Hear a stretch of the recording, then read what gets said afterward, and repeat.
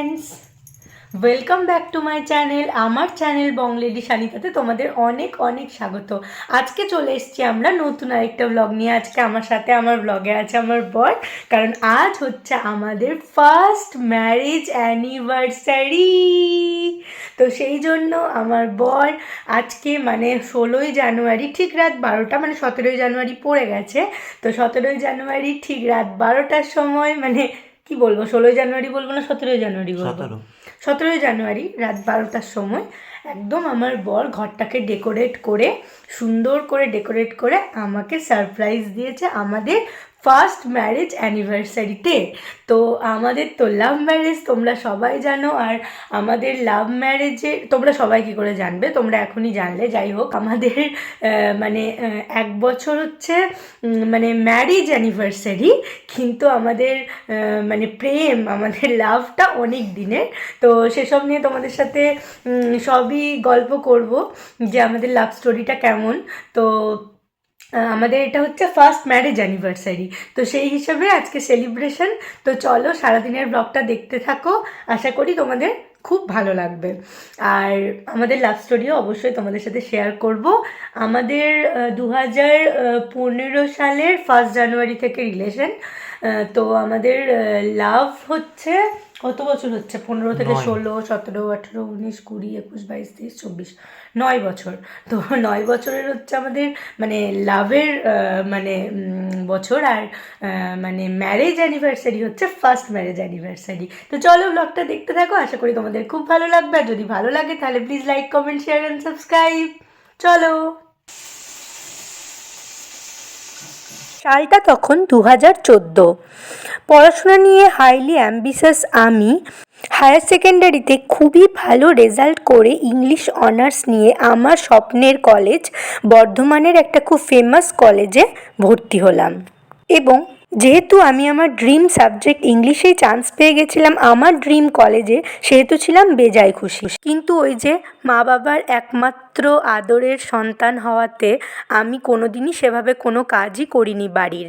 সবসময় নিজের মতো করে থাকাতে অভ্যস্ত আমাকে যখন হোস্টেলে গিয়ে সমস্ত কাজকর্ম সেরে ইংলিশ অনার্সের মতো প্রবল সাগরের চাপ সামলাতে হলো, তখন আমি আর পেরে উঠলাম না।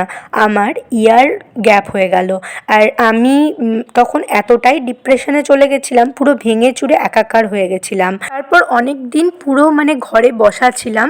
তারপরে আবার নতুন করে আমার সিউড়ি কলেজে ভর্তি হওয়া, সিউড়ি বিদ্যাসাগর কলেজে ভর্তি হওয়া, আমারই ফেভারিট সাবজেক্ট, মানে আমার ড্রিম সাবজেক্ট ইংলিশ নিয়ে, অনার্স নিয়ে। তো ঠিক সেই সময়ে সেই অগোছালো আমিটাকে গুছিয়ে দেওয়ার জন্য ভগবান আমার কাছে পাঠিয়েছিল এই মানুষটাকে। প্রেম করব বলে তো আমাদের প্রেম শুরু হয়নি। আমাদের মনে হয় প্রেম জিনিসটাই এমন যেটা কিন্তু করব বলে শুরু হয় না, প্রেম কিন্তু হয়ে যায়। তোমরা কি একমত আমার সাথে? 2015 সালের 1 জানুয়ারি থেকে আমার এই মানুষটাকে খুবই আপন মনে হতে লাগলো আস্তে আস্তে। তবে এই মানুষটার বক্তব্য যে 2014 সালের নভেম্বর মাস থেকেই নাকি এই মানুষটার আমাকে ভালো লাগে। আর এই যে একটা গান আছে না, তারে আমি চোখে দেখিনি, তার অনেক গল্প শুনেছি, এই গানটাই নাকি সে মনে করতো আমার জন্য যখন বন্ধুদের কাছে আমার সম্পর্কে গল্প শুনতো। আর যার আশীর্বাদে আমাদের দেখা হওয়া, আমাদের প্রেম হওয়া। চলো আমাদের বিবাহবার্ষিকীর প্রথম বছরে তার আশীর্বাদ নিয়ে দিনটা শুরু করা যাক।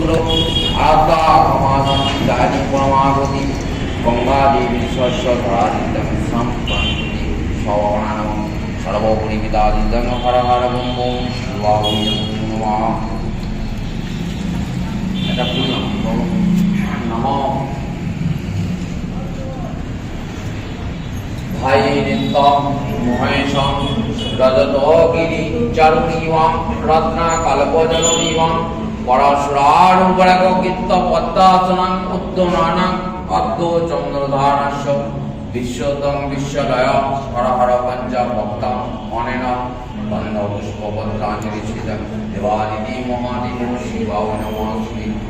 তো বাংলার 2রা মাঘ, ইংরাজি 17ই জানুয়ারি আমাদের বিবাহবার্ষিকীর দিনে সকালবেলাতেই আমরা চলে গেছিলাম সিউড়ি মৌমাছি কালীবাড়ির আনন্দময়ী মায়ের কাছে আশীর্বাদ নিতে।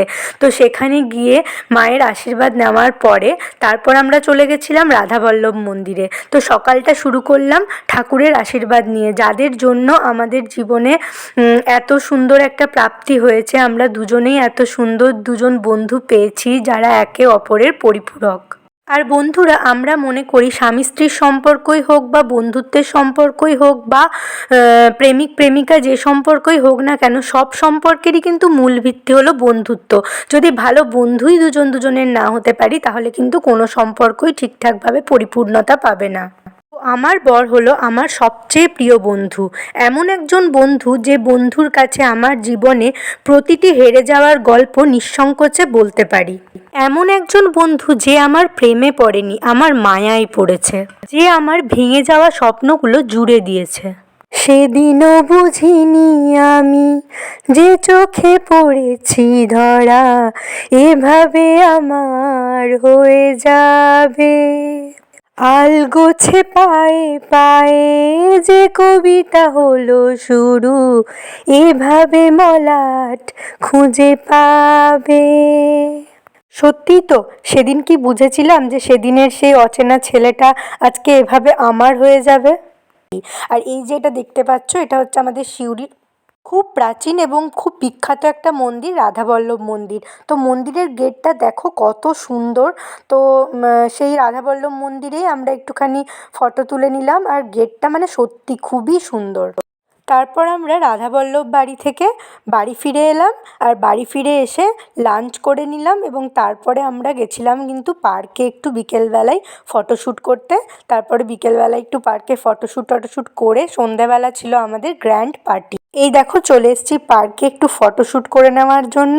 আর এই যে বরমশাই, চিন্তা নেই, সারা জীবন এইভাবেই তোর কাঁধে চেপে উড়ে উড়ে বেড়াবো। সারা জীবন তোর সাথে এরকমই পাগলামি করে কাটাবো। সারা জীবন আমার এই অগোছালো আমিটাকে তোকেই গোছাতে হবে। সারা জীবন তোর সাথে চুটিয়ে ঝগড়া করব। জানিস আমি ইচ্ছে করে খুব রাগ দেখাই তুই মানিয়ে নিবি বলে, জানিস আমি অকারণে খুব কষ্ট পাই তুই কাছে টেনে নিবি বলে। সত্যিই ভালোবাসা খুব সুন্দর যদি ভালোবাসার মানুষটা সঠিক হয়। নাও নাও কেক কাটো, হাততালি হাততালি হাততালি হাততালি, কেকটা কাট, কেক হ্যাপি অ্যানিভার্সারি বাবা, দুম দাম দুম দাম। আর হ্যাঁ, থ্যাংক ইউ ফ্যামিলি, আমাদের প্রথম বছরের বিবাহ বার্ষিকীটাকে এতটা স্পেশাল করে তোলার জন্য। আমাদের এই সম্পর্কটাতে প্রথম দিকে আমি এই সম্পর্কটা নিয়ে খুব একটা যত্নশীল না হলেও আমার বর কিন্তু প্রথম থেকেই এই সম্পর্কটা নিয়ে ভীষণভাবে যত্নশীল ছিল। যখন থেকে আমিও এই সম্পর্কটার প্রতি যত্নশীল হলাম তখন থেকেই আমরা ঠিক করে নিয়েছিলাম বিয়ে যদি করতেই হয় দুই বাড়ির সম্মতিতেই করব।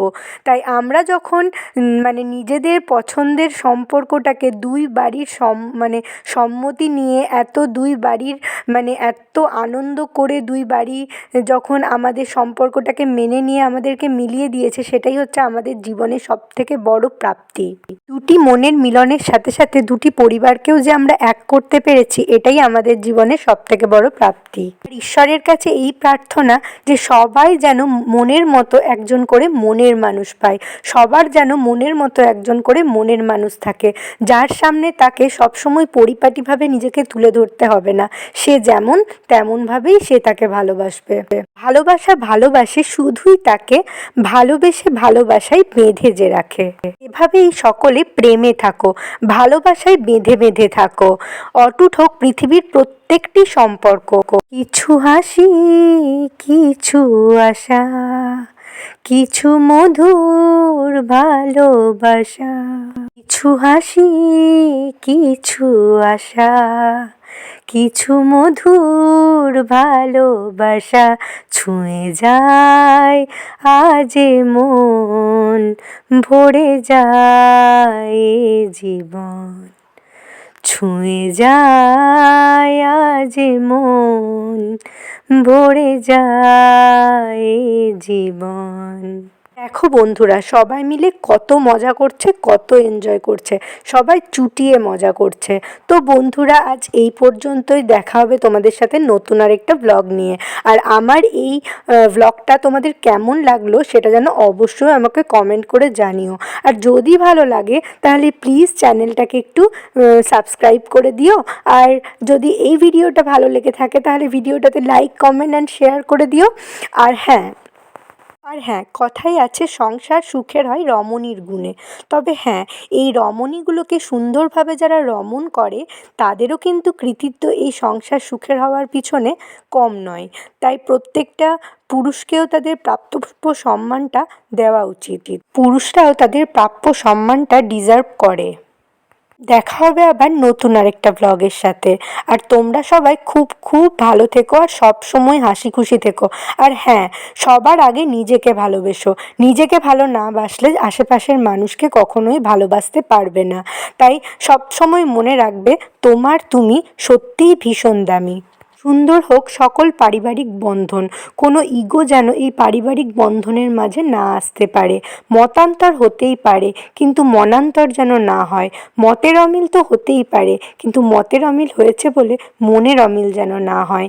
আর হ্যাঁ, আমাদের সবাই একসাথে হওয়া মানেই হচ্ছে চুটিয়ে আনন্দ করা, আর তার সাথে হচ্ছে নাচ গান। নাচ গান ছাড়া তো আমাদের আনন্দটাই অসম্পূর্ণ। তাই জন্য আমরা সবাই মিলে একটু নাচ গান করে নিলাম। তো এইভাবেই আমরা আজকে আমাদের দিনটা কাটালাম। আর মিমির যে নাচটা দেখতে পাচ্ছ, সেই নাচটা কোন গানের উপর মিমি করছে সেটা যদি তোমরা গেস করতে পারো তাহলে অবশ্যই আমাকে কমেন্ট করে জানিও। দেখে নাও মিমির নাচটা, আর বলো গেস করে যে কোন গানের উপর মিমি এই নাচটা করছে। তো তারপর আমরা সবাই মিলে একটু নাচ করে নিলাম, গান করে নিলাম। এভাবেই আমরা চুটিয়ে আনন্দ করে মজা করে দিনটা কাটালাম। তো বন্ধুরা, এই পর্যন্তই। দেখা হবে তোমাদের সাথে নতুন একটা ব্লগ নিয়ে। আর আমার এই ভিডিওটা যদি ভালো লেগে থাকে তাহলে please like, comment, share and subscribe. Bye. তোমরা সবাই খুব খুব ভালো থেকো।